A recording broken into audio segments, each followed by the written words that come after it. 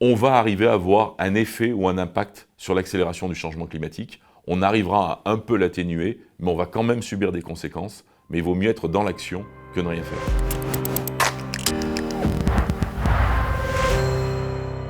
Bonjour, je suis Sylvain Lambert, je suis associé responsable des activités de conseil et d'audit en développement durable chez PwC, qui est un grand cabinet de conseil et d'audit. Alors nous avons un engagement historique sur les questions de développement durable.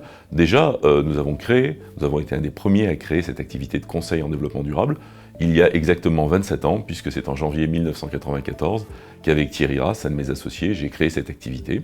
Et puis le cabinet, au-delà de ce que nous faisons pour nos clients, a un vrai engagement tant vis-à-vis de sa fondation que par l'engagement que l'on porte en voulant réconcilier économie, entreprise et société, qui est vraiment notre marque depuis quelques années. Comme beaucoup de grandes entreprises, et comme beaucoup de nos clients, nous avons pris récemment un engagement net zéro pour 2030. Ça veut dire qu'en 2030, l'empreinte carbone de PwC sera neutralisée. Alors comment nous allons le faire et pourquoi 2030 ? Avant tout, le sujet, c'est de savoir quelle est notre empreinte carbone. Alors depuis déjà près de 10 ans, nous faisons régulièrement notre bilan carbone pour évaluer quels sont nos grands postes d'émission. Et sans surprise, dans une maison comme la nôtre, les grands postes sont, dans l'ordre, évidemment les déplacements, qu'ils soient en voiture, en train ou en avion, car nous nous déplaçons dans le monde entier, nos bâtiments et notre support informatique. Être net zéro, ça veut dire d'abord travailler. C'est pas compenser, c'est travailler à réduire. Et là, dans notre projet Net Zéro, nous avons un engagement de réduction de 50% de nos émissions de CO2. Quand on sait que 80% de ces émissions sont représentées par les déplacements, c'est une vraie question de transformation de notre activité.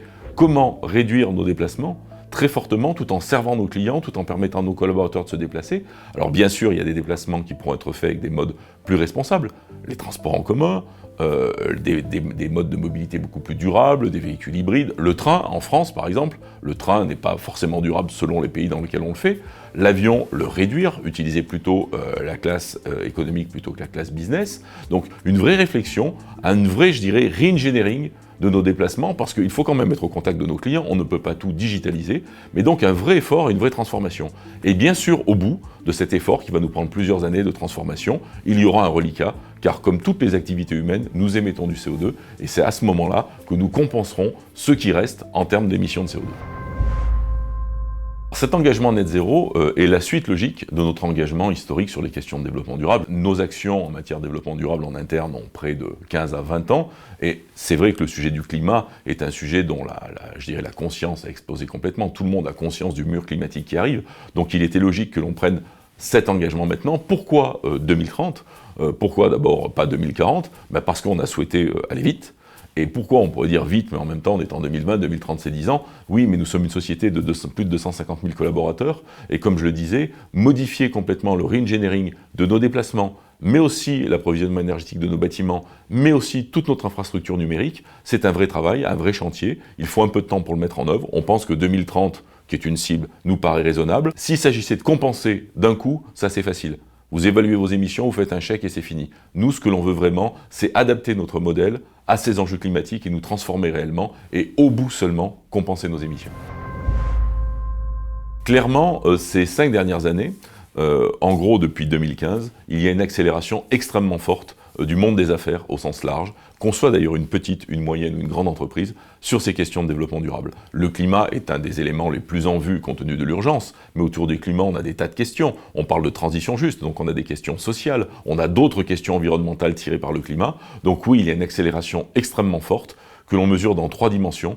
Au plan politique, vous voyez les décideurs politiques qui prennent de plus en plus la parole, et qui d'ailleurs, les conséquences de cette prise de parole sont de plus en plus de réglementation dans le monde entier. Cette question de la RSE est aussi un sujet de réglementation. Au plan du monde des affaires et de la finance, cela bouge énormément, et vous l'avez cité, au plan générationnel, on a une accélération extrêmement forte. La vraie question de l'accélération, c'est-elle assez rapide ? Est-ce que l'agenda que nous avons face à nous permettra de tirer les fruits de cette accélération, ou sommes-nous encore trop lents ? Je crains qu'on ne soit pas assez rapide, mais si je suis objectif, cette accélération, en tous les cas sa courbe, est plutôt exponentielle. Donc il faut quand même laisser la chance, c'est une question de complexité extrêmement forte. On ne peut pas sacrifier le social à l'environnemental, c'est une balance permanente.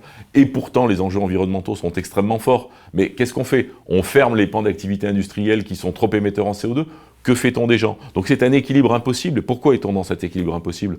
Parce que nous sommes un peu au pied du mur. On n'a pas anticipé. On va arriver à avoir un effet ou un impact sur l'accélération du changement climatique. On arrivera à un peu l'atténuer, mais on va quand même subir des conséquences. Mais il vaut mieux être dans l'action que ne rien faire. Schopenhauer disait que toutes les grandes révolutions, toutes les grandes idées passent toujours par 3 étapes. C'est d'abord ridicule, puis c'est dangereux, et enfin c'est évident. Vous pouvez l'appliquer à n'importe quelle grande idée. Mozart a été ridicule, dangereux, évident. Elvis Presley aussi. Le développement durable aussi. On a été d'abord les petits hommes verts ou les écolos fous, les gens qui empêchent les gens de faire autre chose. Et aujourd'hui, on est dans l'évidence. Donc, est-ce qu'il faut convaincre aujourd'hui les gens que faire du développement durable, ça permet d'être rentable?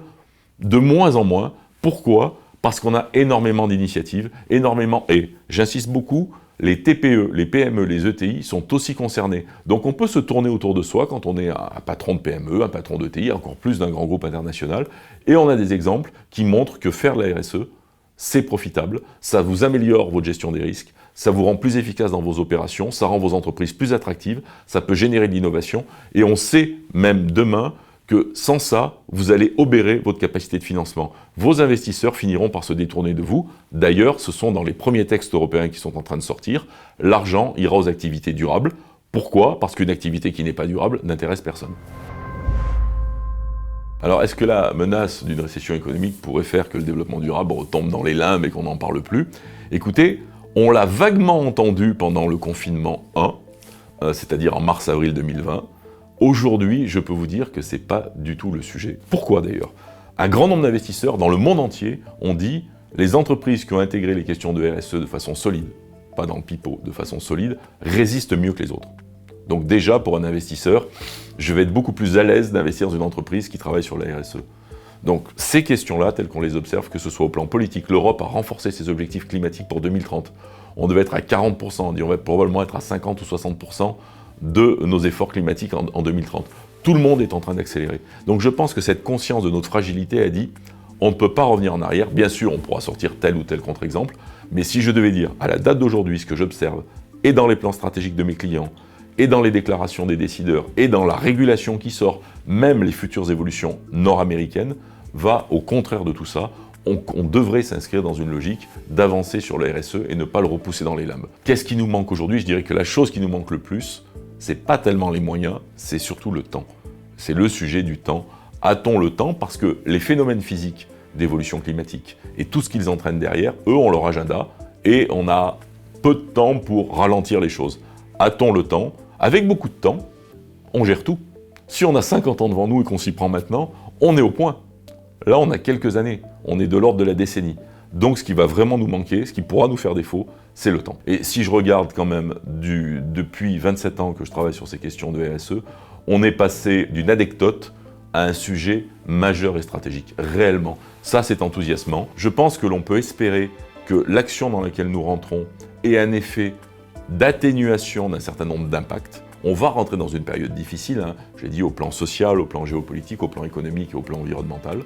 Mais pour autant, il ne faut pas baisser les bras. Et il est probable que nous allons réellement travailler, en tous les cas ma génération, pour les générations futures, en étant dans l'action. Parce qu'il est vraisemblable que nous ne tirions pas tout le retour sur investissement de ce que l'on va faire, justement parce que l'échelle de temps dans laquelle on est va nous faire subir un certain nombre de conséquences de ces évolutions. Donc nous travaillons pour une fois réellement pour les générations futures. C'est pour ça que je reste optimiste et que je ne baisserai pas les bras.